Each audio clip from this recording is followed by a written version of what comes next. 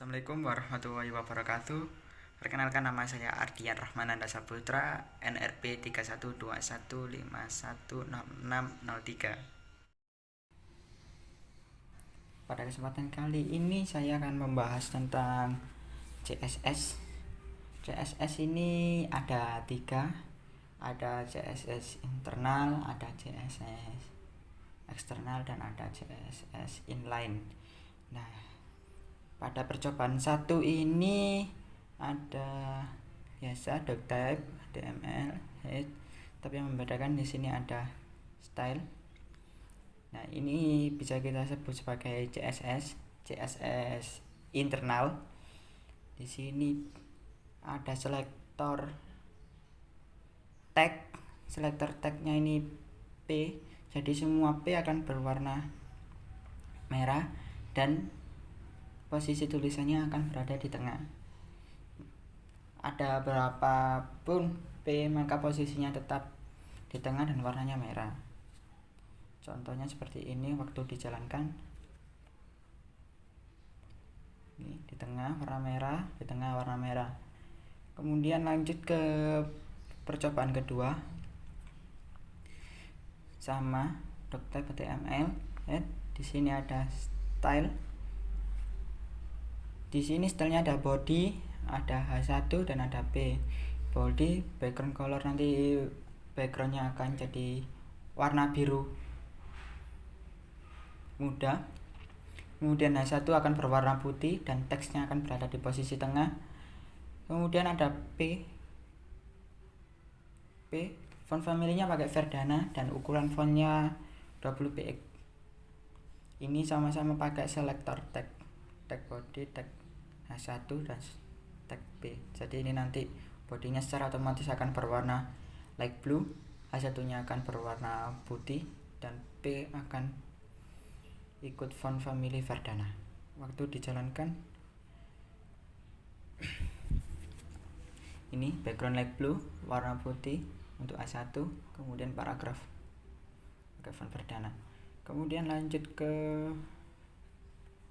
percobaan 3. Di percobaan 3 ini juga sama. Di sini ada selektor tag, yaitu selektor tag P. Tapi di sini ada PID sama dengan petik 2 para 1. Ini sebenarnya nggak berfungsi, karena biasanya kalau ID ini digunakan waktu ada selektor ID. Biasanya selektor ID itu ditandai dengan tanda pagar gitu. Tapi di sini tidak ada, jadi otomatis ini akan ikut P. Ini tidak terbaca nanti waktu dijalankan. Ini sama, tidak ada efek sama sekali. Yang parah ini tadi tidak ada efek. Kemudian lanjut ke percobaan 4. Nah, di sini percobaan 4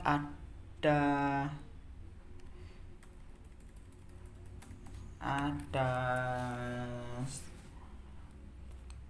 selektor ID ditandai dengan tanda pagar. Di sini selektor ID-nya para 1. Text elegant center, color merah. Kemudian cara pemanggilannya kita pakai ID petik 2 nama selektor, terus petik tanda petik 2 lagi, terus tutup. Jadi ini yang terpengaruh nanti cuma ini. Biasanya selektor ID bersifat unik, hanya boleh digunakan oleh satu elemen saja. Jika ada 2 elemen, maka hanya bekerja pada bagian yang pertama saja. Contoh ini kan tadi pakai ID, ini tidak pakai ID.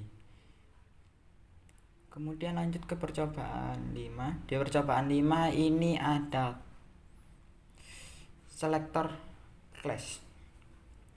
Selektor class ditandai dengan tanda titik, yaitu selektor yang memilih elemen berdasarkan nama. Jadi seperti ini contohnya, H1 class center. Jadi dia memanggil class center, jadi otomatis dia ikut posisi tengah dan juga warna merah.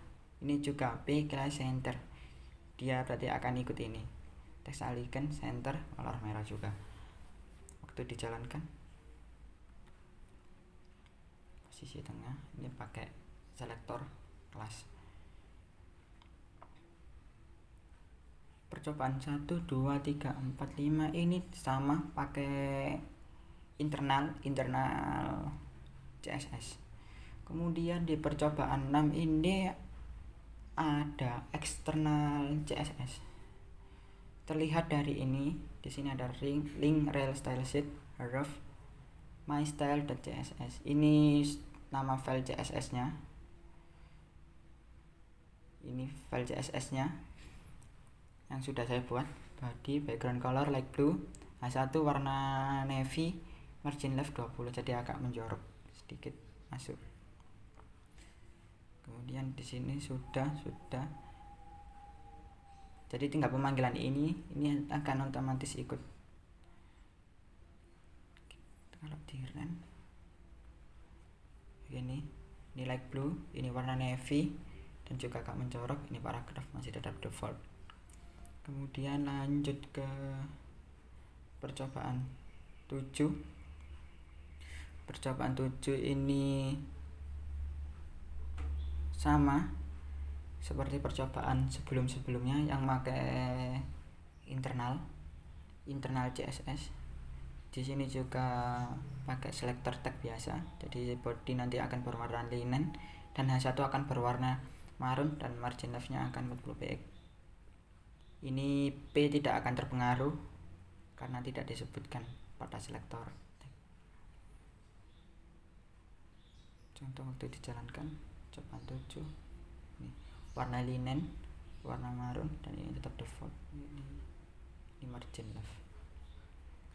Kemudian lanjut ke percobaan 8. Nah, ini namanya CSS inline. Kita menggunakan CSS inline pada baris keempat dan kelima. CSS inline ini menuliskan kode secara langsung pada setiap atribut. Jadi kode CSS-nya itu setiap atribut kita tulis. Kayak efektif menurut saya. Di sini ada H1 style color blue, text icon center. Jadi ini nanti this is heading akan berwarna biru, text icon center. Jadi posisinya di tengah. Kalau ini P style color, this is a paragraph, nanti ini akan berwarna merah paragrafnya. Waktu dijalankan seperti ini heading, ini paragraf. Kemudian lanjut ke percobaan 9. Ini tetap sama pakai inline. Kita tahu inline karena ada ini kata style di dalamnya. Biasanya kita gunakan untuk inline atau CSS pada setiap atribut. Ini H1 warna tomato, H1 juga orange, darker blue, medium sea green, gray, slate blue, violet, light gray. Ada ini waktu dijalankan. Ini tomato, orange, darker blue, medium sea, gray, slate blue, violet, light gray. Kemudian lanjut ke percobaan 10. Di percobaan 10 ini kita gunakan CSS internal,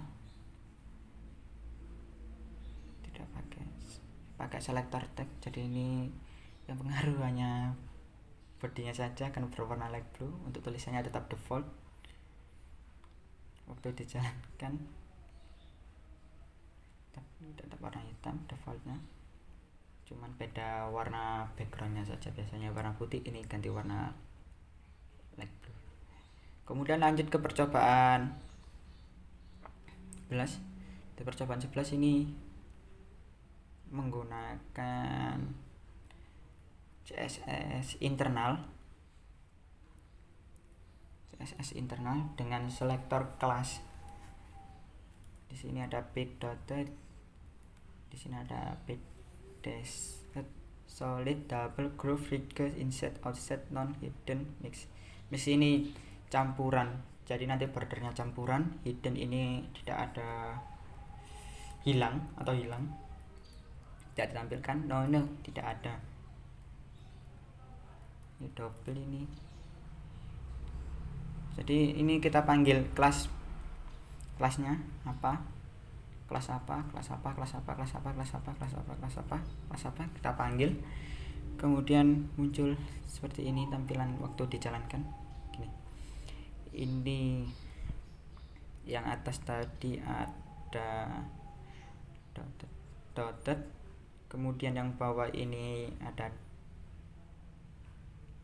dashed, solid, double, terlihat kan double ini ada 2, groove, rigger kayak ada bayang-bayang, inset juga yang atas lebih tebal daripada yang bawah, dan offset bawahnya lebih tebal daripada yang atas. No border tidak ada, hidden ini hilang bordernya, mixed ini campuran border. Sekian penjelasan saya tentang CSS pada kali ini, kurang lebihnya saya mohon maaf. Sekian, wassalamualaikum warahmatullahi wabarakatuh.